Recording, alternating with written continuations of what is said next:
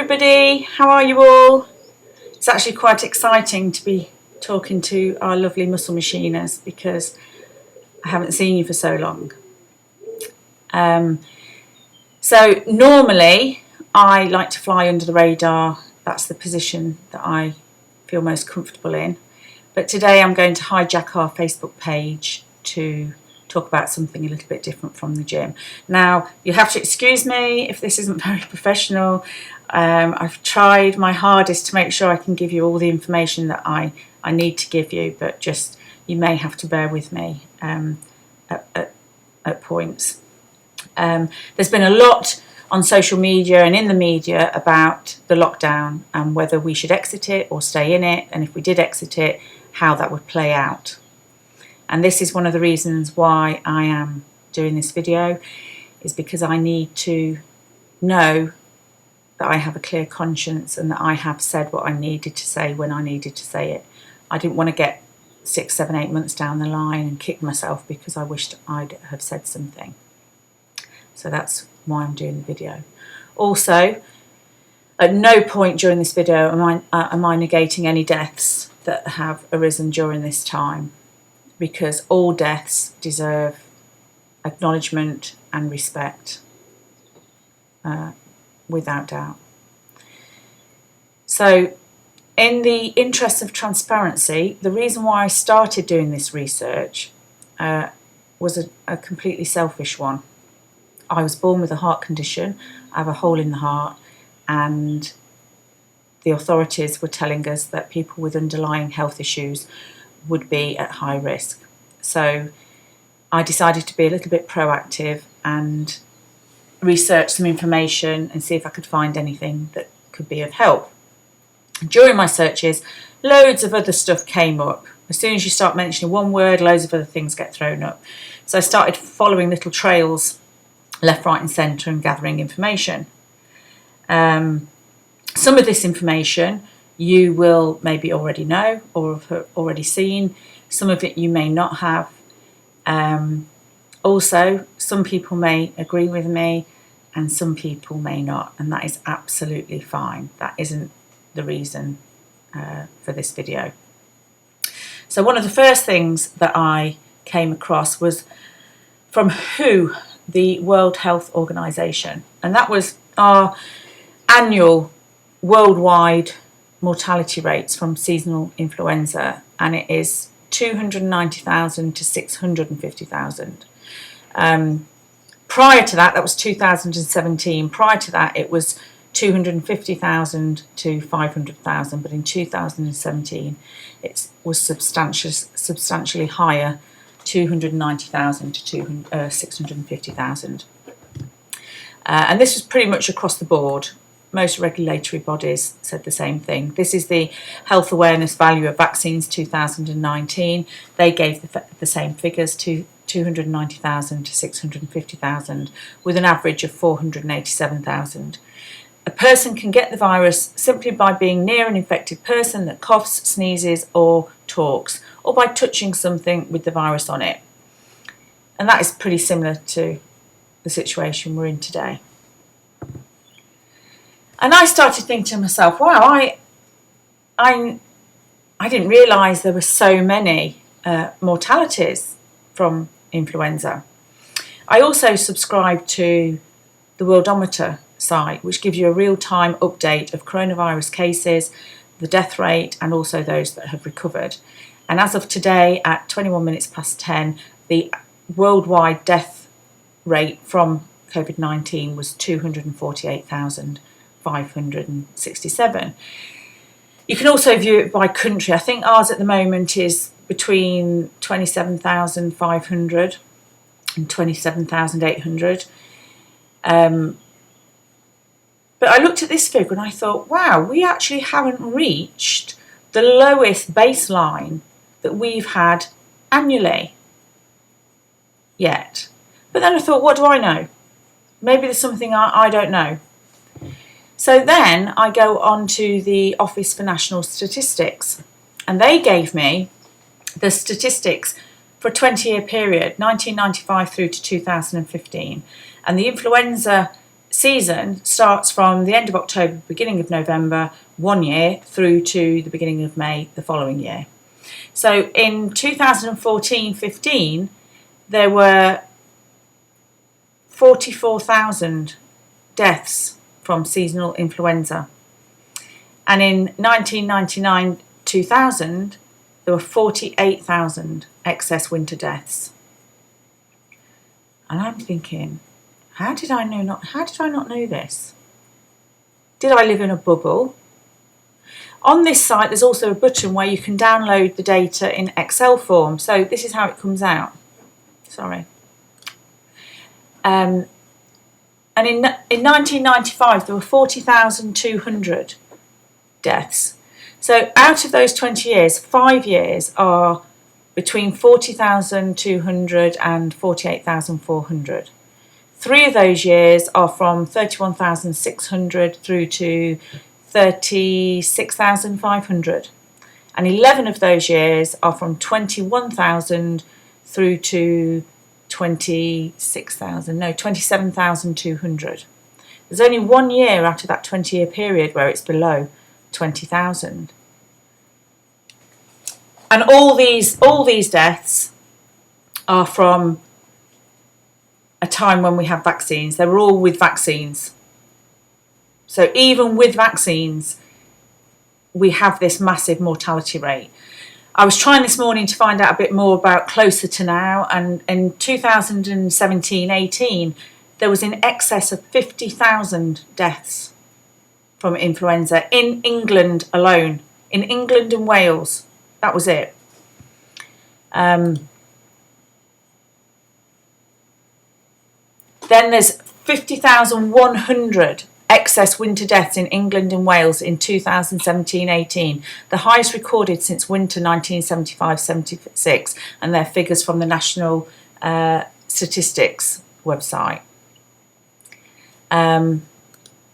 This is across the board. We've got a graph here which I thought was quite easy to sort of look at. There's 1975, you've got a spike there of nearly 60,000. You've got the spike of 48,000 in 1999, sorry. And then you've got the spike in 2014. There's a spike in 1999, sorry. There's another spike in 1990. So I'm thinking to myself, this is massive. I had no idea about these figures. And at no point during that 22 years were we told to self-isolate, or was social distancing implemented, or masks or gloves. At no point were we put on lockdown for weeks on end. And certainly at no point were all non-essential businesses instructed to close nationwide. Then, I think it was the second week of April, one of the Newsnights programmes showed a statistician. And he said he'd seen the worst figures, the most upsetting figures were his words, that he'd ever seen in his 30-year career of being a statistician. And he said in that week there was an excess of 6,082 deaths, that 3,475 of those were mentioned COVID. So not actually down to COVID, but COVID was mentioned. But 2,607 were other deaths. And he said, you could quite easily say that some of those 2,607 deaths would also be COVID mentioned. But you could also say that some of the 3,475 were not COVID mentioned. He said, but what seems to be building a picture now is that people with serious life-threatening illnesses are not going to hospital for treatment that would be successful. They're staying at home and unfortunately dying because they're too scared to go to the hospitals.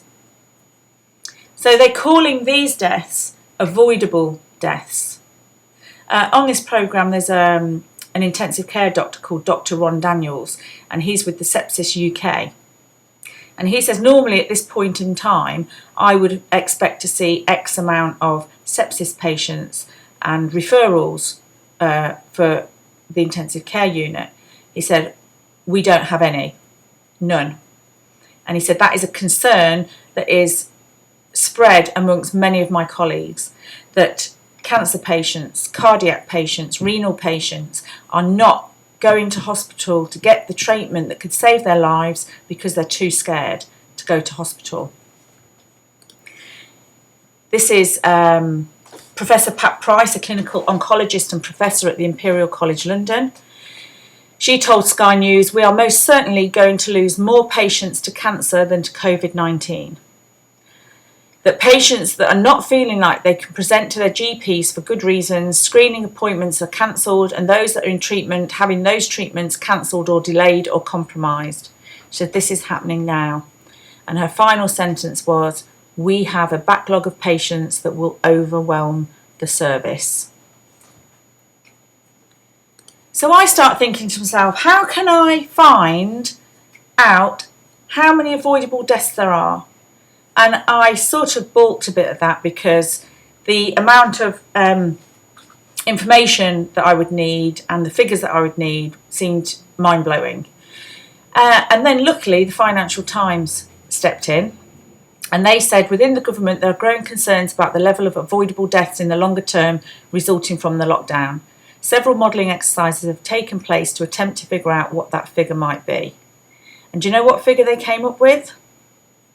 One internal model circulated in the Cabinet 2 weeks ago suggested there could ultimately be, without mitigation, 150,000 premature deaths due to the lockdown, excluding COVID-19 victims.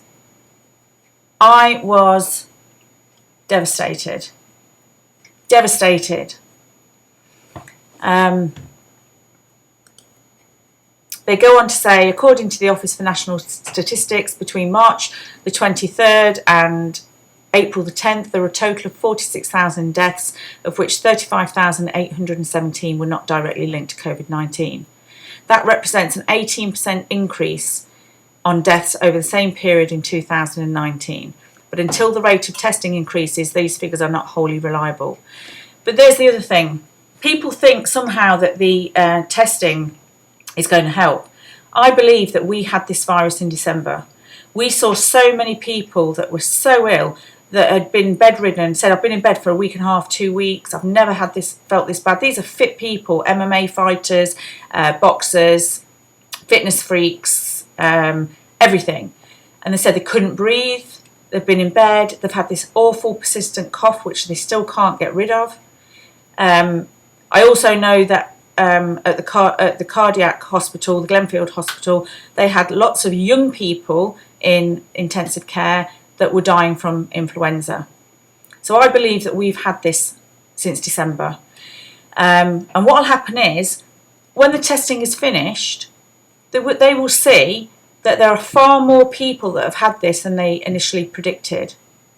But what that will do to the statistics, it will bring the rate of mortalities down. So the more people that have had it and not died, the mortality rate will go down. It might be as low as 0.1%. And that's what's happening in America at the moment. They've realised that there are far more people that have had it, that it must have been around for far longer, directly negating any of their predictions. Again, 150,000 deaths. The Daily Mail, 150,000 Britons could die because of the UK's draconian lockdown. I'm told early attempts have produced a figure of 150,000, far greater than those expected to die of COVID. That's the Telegraph. And I think one of the things that came to me from this was, who are we to say what life is more valuable than the other? Who are we to say that one death is more grievous or tragic than the other? If you go onto the www.gov.uk website and put into their search bar here, high contagion infectious diseases, and click on the search link, it will take you to another link for high contagious infectious diseases, and that will take you to a list of links, at the top of which will be status of COVID-19. And this is what it tells you. As of the 19th of March 2020, COVID-19 is no longer considered to be a high consequence infectious disease in the UK. The Four Nations Public Health HCID group made an interim recommendation in January 2020 to classify it as an high consequence infectious disease. This was based on consideration of the UK HCID criteria about the virus and the disease, with information available during the early stages of the outbreak. Now that more is known about it, the public health bodies in the UK have reviewed the most up-to-date information about COVID-19 against the UK HCID criteria. They have determined that several features have now changed. In particular, more information is available about mortality rates, low overall, and there is now greater clinical awareness and a specific and sensitive laboratory test, the availability of which continues to increase. The Advisory Committee on Dangerous Pathogens, ACDP, is also of the opinion that COVID-19 should no longer be classified as a high contagion infectious disease. So this was on the 19th of March, one day before all non-essential businesses were instructed to close, and 4 days before we went on full lockdown. So there's two parts to this. There's the cost to the economy, and there's the cost to people's mental health and health. So lockdown is costing 2.4 billion a day. 2.4 billion a day. Financial experts have said this is going to take us at least 6 years before we even remotely begin to see an upturn. In America, they're predicting that they're going to go into a depression, like the Great Depression, maybe even worse. We will definitely go into a recession. The Birmingham Nightingale Hospital, 10 days after it had opened, it had no patients. I think they had 4 patients. Literally 10 days after it was opened, it's not being used at all. That's the BBC News. And I think as of Saturday, it actually closed for good. And they were trying to figure out whether they could use it for something else. And the doctors were saying it isn't suitable for long-term hospital work. And that took 400 clinicians and 500 contractors to make, the cost of which I didn't even want to hazard a guess at. And the other thing, some of you might know, some of you might not, but I am a qualified psychodynamic counsellor. And in the last few weeks, I have never had as many calls from people that are saying that they are on the edge, that they are going to ring their GP to ask for depression medication, or they're already on depression medication and are going to ask for it to be increased. I've also had people ringing me up saying they are seriously considering taking their own life. I have found this incredibly, incredibly difficult to come to terms with. So already the government is pledging 76 million for abuse victims. Abuse has risen by something like 20% during the lockdown. The NSPCC warns abusers will exploit shortages of moderators and children spending more time on the internet. The IWF, the Internet Watch Federation, have said that traffic to high-level child sexual abuse video sites has increased during the lockdown from 100,000 to 300,000 visits. I'm appalled. There has been a rise in violence and deaths during the lockdown. I think there's been 25 murders during the lockdown. The National Domestic Abuse Helpline has received 49% more calls during the lockdown than previously. The traffic to the National Domestic Abuse Helpline increased by 156,000. And searches for what is domestic abuse rose 46% in the same period, and there was a 64% rise in searches for the phrases domestic violence, shelter and domestic abuse. This is heartbreaking. Heartbreaking. On the BBC News it said there's been a surge in violence in the week since the lockdown, with a rise in killings and the number of calls to the National Domestic Abuse line rising by 49% after 3 weeks. I've added on here a list of helpline numbers, and it's quite a comprehensive list. Some of them, when you ring them, give you a free number, because some of them might not be free, but they'll give you a free number to ring. But the Samaritans line is on there, the bereavement line is on there, the refuge line is on there. Keep that for your records and pass it on if you need to. So my point of view is that I don't believe that we should stay in the lockdown. Yes, you can implement social distancing and that sort of thing, but we need to come out of the lockdown. The economic impact is so debilitating that we will not recover from this for many, many, many years. The impact on people's mental health, on their spiritual health, on their physical health may be irreversible. There are children that are suffering abuse that have no access to aid or help like they did previously, that will never recover from this. If I were to say to you, or the government, if the government had said to you 6 weeks ago, okay, we've got the chance, and I'm going to up the mortality figure, so I'm going to up it to 35,000. I'm going to say, the government will say to you, right, we've got the opportunity to save 35,000 lives, but in that process we will lose 150,000 lives. Our economy will be smashed to smithereens and we won't recover for at least 6 years.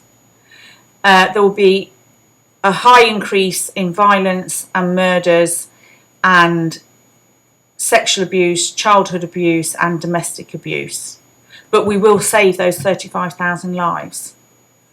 Would any of you stay in lockdown? Because I know I wouldn't. And I've got one last, I'm going to say goodbye now, and I'm going to say thank you so much for listening to me. If you've got any questions, you can please ask. And if you agree with me, I'd like to hear. If you don't agree with me, I'd like to hear as well. But I will leave you with one last thing. This is a patent for the coronavirus vaccine that was issued on the 20th of November last year. It was granted on the 20th of November last year, and it was for actually the virus, the vaccine for the virus. There is actually a patent on the virus as well, but this was done by an English company called Pirbright Institute, which is actually owned or partly owned by the Gates Foundation.